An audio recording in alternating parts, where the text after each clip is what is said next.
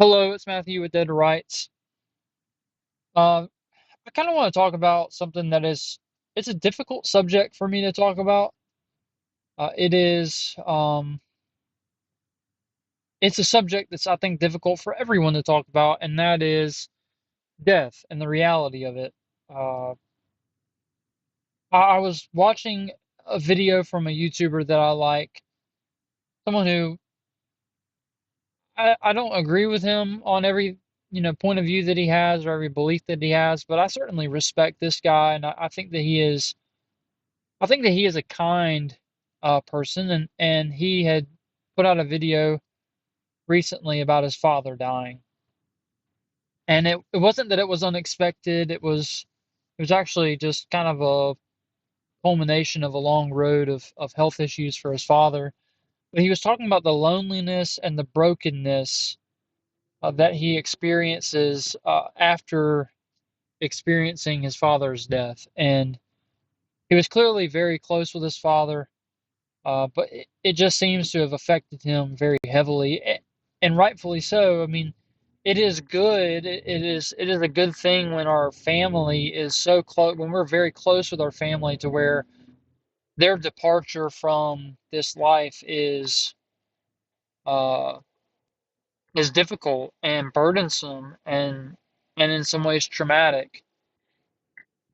And it made me start thinking, and it's not a new thought, but it is certainly just the thought again that life, whatever this life is, it's just death. And the longer you live, the more death you encounter. And I've been very blessed in my life that both of my parents are alive, both of my wife's parents are alive. I have all of my grandparents still alive. My wife has two of her four grandparents alive. I knew most of my great grandparents. I have memories of both. He wasn't my biological great grandfather, one of them, but I have memories of one great grandfather. I have memories of both great grandmothers. I wasn't in. It wasn't until I was in college, no, out of college actually, that my one of my great grandmothers died. But I haven't experienced it as much as many people have. I know many people whose parents have died when they were very young, or you know, who have experienced children or brothers or sisters die. And life, if you live long enough, you will experience death. That's what this life is. It's just it ends in death. It ends in the lack of breath. And no matter who you are, whether you're rich or poor, whether you're nothing or you're famous, whether you have status in this world, whether you're healthy or whether you're just sickly, whoever you are, no matter your circumstances, you cannot escape the reality of this life, that it is full of death. And the longer you live, the more suffering death incurs on you. It was not but maybe a year or two ago that my father, I thought, was going to die. And he was very, very ill with pneumonia, I believe. And it turned into sepsis. And I had COVID and I couldn't see him. And I didn't know if my father was going to live. And I remember the thoughts and the feelings of, what if I don't get to see my dad? And I don't get to say goodbye to him, and I don't get to see his face. And this is the reality for many people, is many people do experience that, where death comes suddenly, and it's difficult. And even if death isn't sudden, like this guy I was watching, I mean, death has been coming along slowly but surely for a long time for his father, and it's still difficult. Death is hard. It is suffering. I think of Jesus when his friend Lazarus died. And and Jesus, knowing what he was going to do in raising him from the dead, he still got there. And when he saw the place where Lazarus was buried, he just started weeping. And the writer comments that the people who saw Jesus weeping said, "Look how much he loved him." See, our sadness reflects our love for people and love for life. It's not a bad thing to love life. It's not a bad thing to hate death. But I'm very aware, and I think quite often that there is going to be a day in my life, if I live long enough, that I will see death stacking. Like all of my grandparents are one day going to die. And you either live long enough to see everyone that you knew, everyone who was close to you dying, or you're the one who dies and everybody has to suffer through watching you die. And this is a hard thought, but it's something we can't escape from. I can't run from this. I can't run from the reality that death comes to everyone.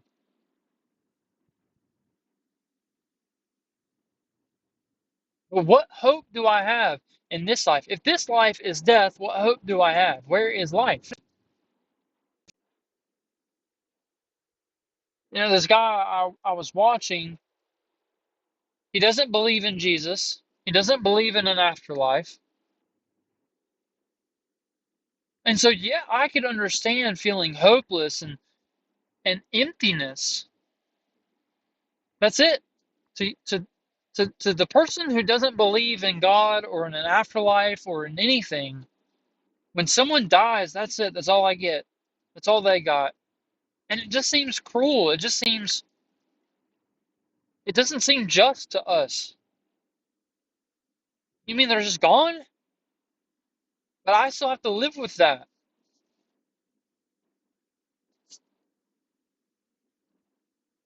But I have hope. And if you're a Christian, you have hope that Jesus has conquered death. He conquered the grave. He made a way for salvation so that we don't have to die. And even in death, we live. And this is the reality. This is an incredible reality of being a Christian and believing in Jesus. And I know it to be true that when I die, yet shall I live. But if you don't believe in Jesus, death is suffering. Now, I don't live for this life. I don't live for the life that ends in death. I live for the death that ends in life, for that eternal glory, for the majesty of God forever. That's what I want out of my life. This life is so short. I've lived 30 years and it's gone by in an instant. And I'm sure the next 30 years is going to go by even faster.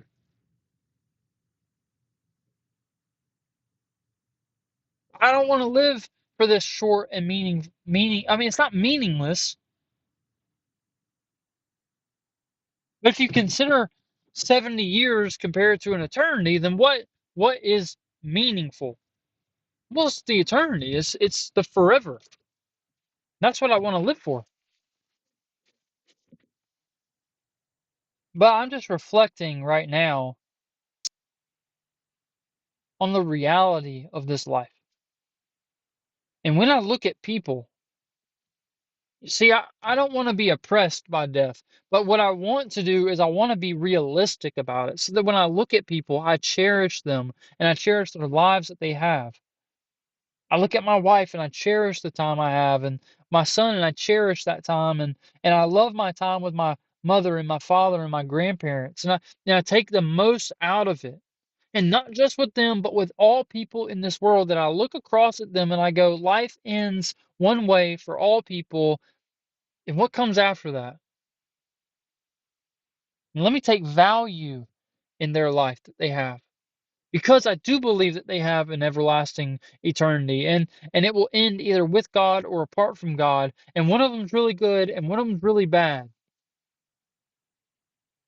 I don't want to convince myself that when I see people that there's just an infinite amount of time that death will never come.